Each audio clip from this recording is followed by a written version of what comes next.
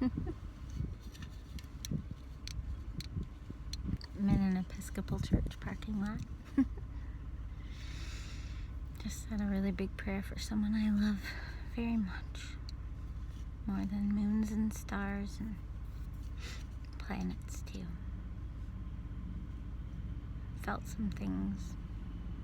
Sometimes when I say prayers for people, I feel energy that feels like things, and this felt like little burrs stuck to someone and sharp things all over this person, and it felt like knives, 2 daggers, one in each of their eyes, and I prayed kind of to take it on myself to feel that for them. I did it with a feeling of having armor on. I don't just leave myself open to whatever that may be. Why I'm even seeing those things, who knows? And if that is some form of evil or some form of darkness that I don't understand, I certainly wouldn't want to just take it on and now go out and tear apart things that I've built just because I have empathy for how other people's things are being torn apart or being hurt or whatever suffering they're enduring. And so I imagine a sort of armor around myself. It's very close to my skin, but it's just a sort of armor around myself, and I imagine that.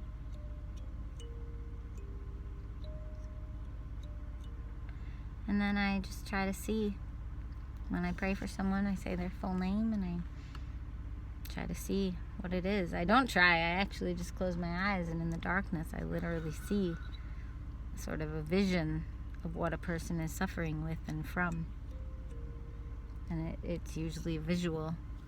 And I went through a very arrogant phase where I thought that because I could see it, it meant I had to make sure my hand had some sort of glove on it, like almost like magic, and I would pull it off, and then I didn't know what to do with it, and I would either imagine giving it to God to burn it, with holy fire or something, or putting it in the ground or a tree. Not like I'm trying to say I'm Jesus, but I do believe it says all over the Bible we are supposed to cast demons out of each other, and we're supposed to call things to light, and we're supposed to be the outside observation for other people.